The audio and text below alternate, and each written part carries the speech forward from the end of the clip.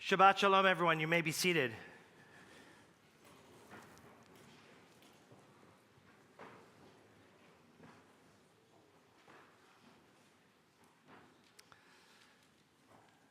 Many of you in the congregation know that one of the many hobbies that I enjoy in life is I love to cook. And I love to cook anything that is kosher in style, especially during the summer. I love grilling, and been blessed to have many of you at our home. We hope to have all of you at some point at our home to break bread for Shabbat. It's just one of the things I like doing, and it comes relatively natural to me. I know how to work in the kitchen. I know how to mix a few things up. People ask me often, well, what's my favorite dessert to make? And my answer to that is, I don't make dessert. And the reason why is because I really do not like baking at all. I know not all desserts are baked, but most are, and I'm not very good at it. See, the difference between a cook or a chef and a baker is pretty significant. A cook is someone who can potchki, move around with all of the different ingredients. They can take a little bit here, a little bit there, maybe a touch more, try it along the way, and see how it goes. And they can make adaptations while they're doing it. But a baker is about precision. And the baker has to put in exactly a quarter of a cup of vanilla extract. And a baker, if he or she chooses to leave out a half a teaspoon of baking powder, oh boy, that could make the entire cake flop. It could take away all the taste if you cut out a corner of some of the salt that's necessary. And that precision, while good for some, isn't good for me. I'm not good with that level of precision. And I think those differences could also be explained in some other things in life. Those differences are the differences between a house painter and someone who paints murals. It's the difference between someone who's good at bowling and someone who's good at darts. It's the difference between a butcher and a surgeon.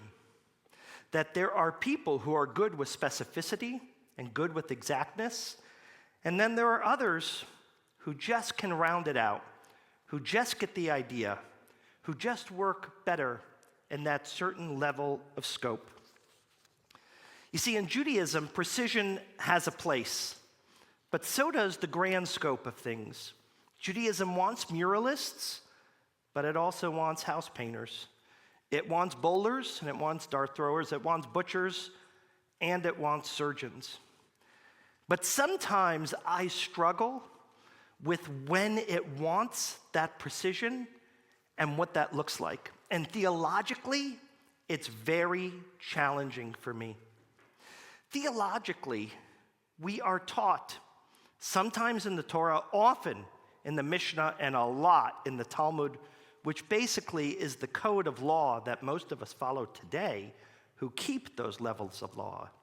What are the jot and tittles, the exactness of how it is we are supposed to behave as Jews? And frankly, I struggle with it. I struggle with it not because I don't think that I'm behaving as a Jew. I try every day to behave as a Jew. But I struggle with the notion of the exactness versus the spirit. And that has always been difficult for me.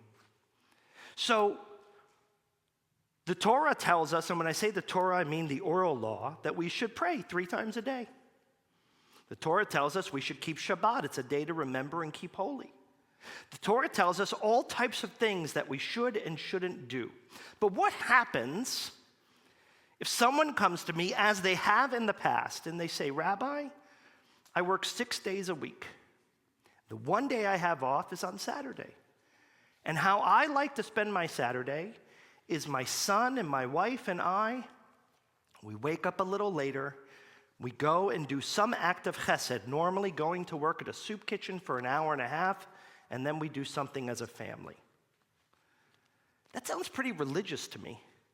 It sounds pretty good to me, even though it definitely isn't consonant with what the laws of the Torah prescribe to us.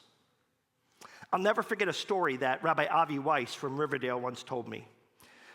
As happens to rabbis of all denominations, a woman came to his office one day and started crying and said, "Rabbi, I need to talk to God. I need to talk to God. It's very important. I need to talk to God." And Rabbi Weiss said, "Well, you can talk to God anywhere." She said, "No, I need to go to the ark and I need to talk to God." Bear in mind, Rabbi Weiss had never met this woman before and didn't even know if she was of the Jewish faith or not. He didn't know what to do. He was a little nervous with all the security precautions, so he brought her into his synagogue.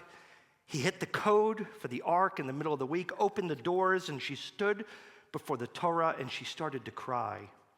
And she started to mumble a bunch of words, and she clearly was connecting, and Rabbi Weiss, who has incredible tact, he just walked away and stood in the very, very back of the room to give her space and to give her a place. His assistant rabbi walked by the sanctuary, and he said, "Rabbi Weiss, what's going on here? What's happening?" And Rabbi Weiss gave a genius answer. He said to his assistant rabbi, he said, "This morning I got up, I put on a talis, I put on a tefillin, I davened, but that woman, she's talking to God." And what Rabbi Weiss was saying is that sometimes the idea of prayer and the notion of it is that we're supposed to be so exact in what we do, but what this woman was embodying that moment and that day was something much more thoughtful, something much more spiritual, something much more resonative, and much more ethereal than the precision of the tefillin on our head and our arm and the talis and saying those exact words in rote that sometimes we have little feeling behind. This is not a new phenomenon. It happens in every relationship. It happens in all types of situations. Dory and I will be married 26 years this July. And the only thing we fought about before we got married was religion. We didn't fight about our parents. We didn't fight about money. We didn't fight about where we were going to live or jobs. We just fought about religion and how we would observe, which is so ironic because we both came from very similar households religiously. And I remember one of the big fights we had that was emblematic. We were talking about lighting Shabbat candles. And I said, well, this week we light Shabbat candles at 6:17. And the reason the time was 6:17 is that was what time the sun came down.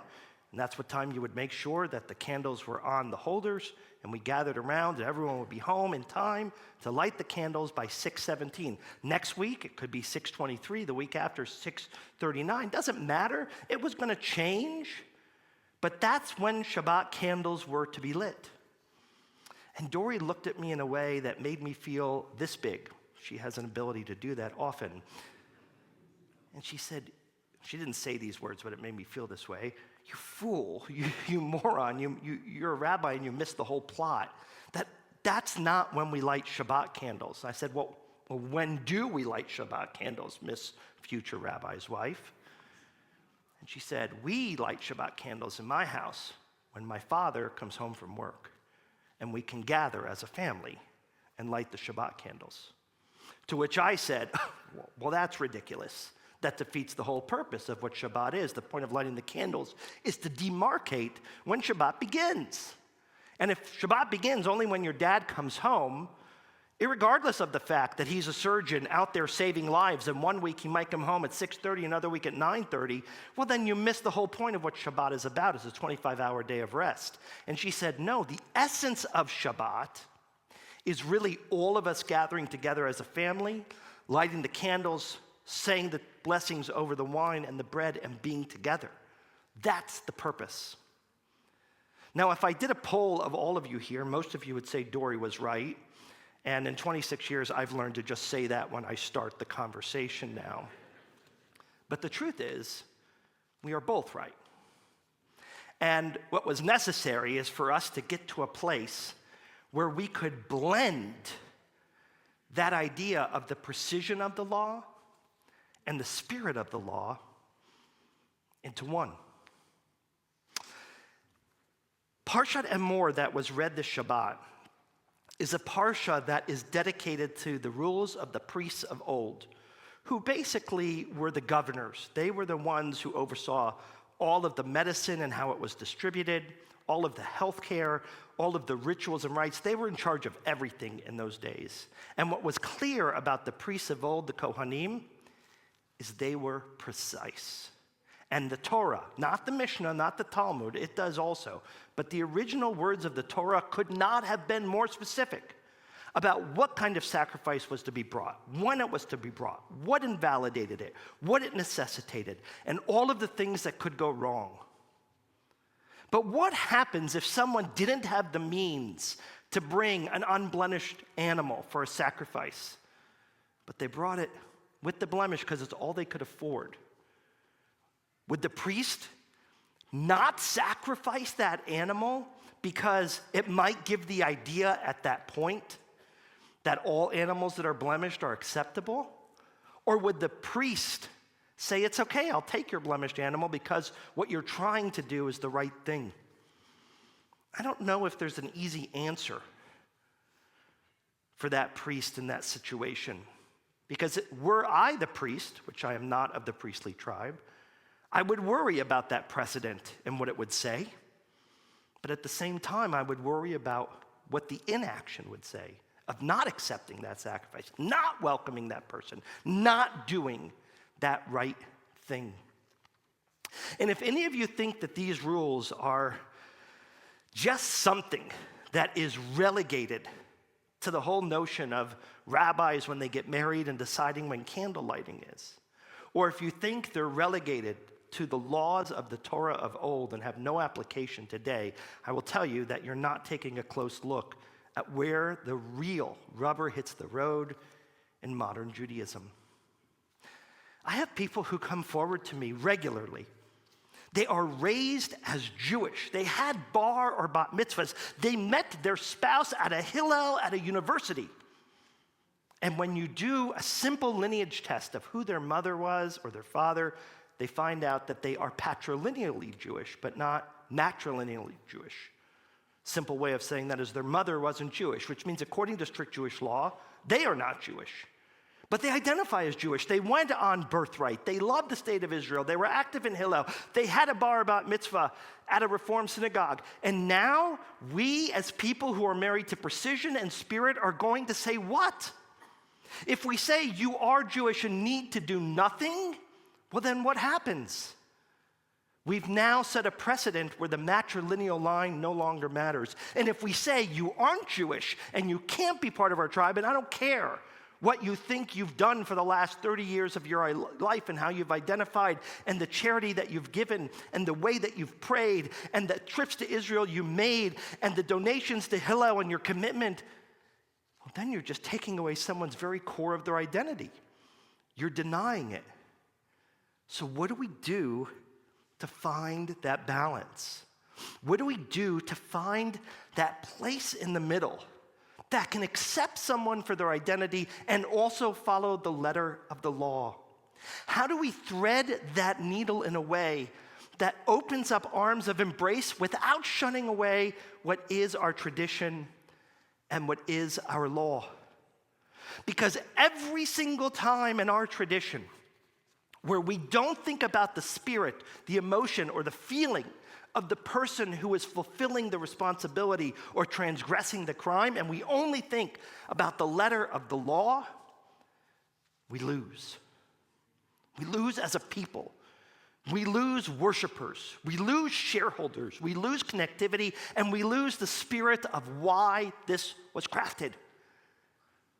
And every single time, we only hold fast to the spirit of the law and we ignore what the letter teaches us of the law, we erode the underpinnings and the foundation of what has established our peoplehood for years. After October 7th in Israel, I spent dozens and dozens of hours with families who lost loved ones. And hearing their stories, because each person who was brutally and ruthlessly ripped from their families had a deep and rich and stunning tapestry. And I wanted to know who they were and what they were about. There's one family I met who their daughter was killed on October 7th. Miraculously, their son-in-law survived, as did their 2 grandchildren. And she made a request for the funeral of her daughter.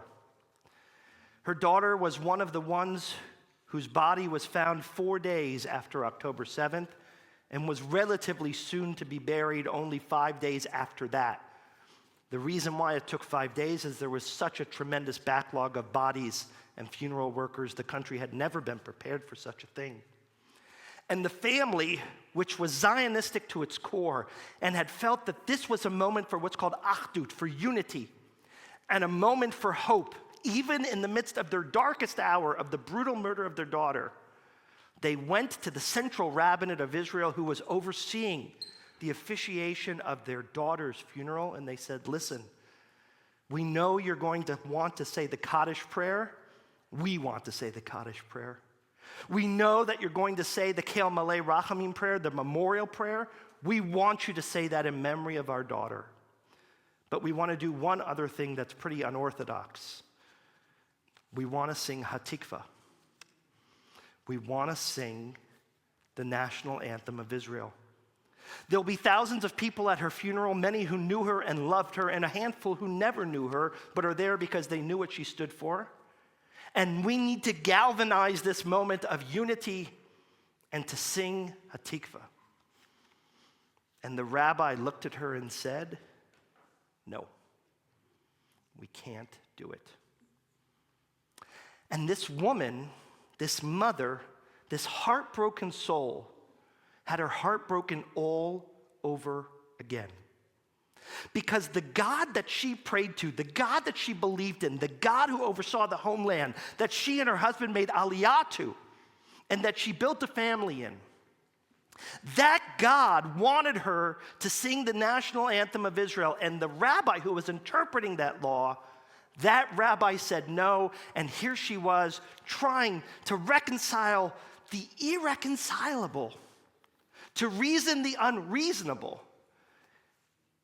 And those who arbitrated the laws said no. They didn't say, let's do this. After the grave is covered, we'll sing Hatikvah. Or we'll sing it back at the Shiva house. Or we'll sing it as we leave the cemetery. Or we'll sing it before we start the ceremony. There was no sense of compromise. There was no sense of what this broken heart needed in the moment. And she wasn't for a single second trying to take away the necessities of what was a funeral overseen by the rabbinate of Israel, but one that was just trying to incorporate the religious doctrine with what was her nationalistic and spiritual doctrine. The reason that I'm a conservative Jew is because I have always sought to blend what is our tradition and what is modernity, and to marry those two things together. What is the letter of our law and what is the spirit of our law? And to blend those things together. And I will tell you that it is a hard dance sometimes. And when those two things are pitted up against each other, that young person who comes to me who is patrilineally Jewish but identifies as a Jew, those moments of things that aren't identical but similar to someone who wants to sing the Hatikvah at their loved one's funeral, at moments where Jewish law but the needs of the other are conflicting or fighting with each other, it is the difference between a bowler and a dart thrower, a butcher and a surgeon, a painter and a muralist. And all of us are striving to find that place and that rhythm. What I invite all of you to do is to not look for that simple answer, to not look for the yes, the no, the right, the wrong, the good, the bad, but to look to find a way to see where our tradition and our modernity and our opportunity can blend in one. And in doing so, May that be the precision and perfection that God wants and that perpetuates the values that we have inherited midor lador from one generation to the next. Shabbat shalom, everybody.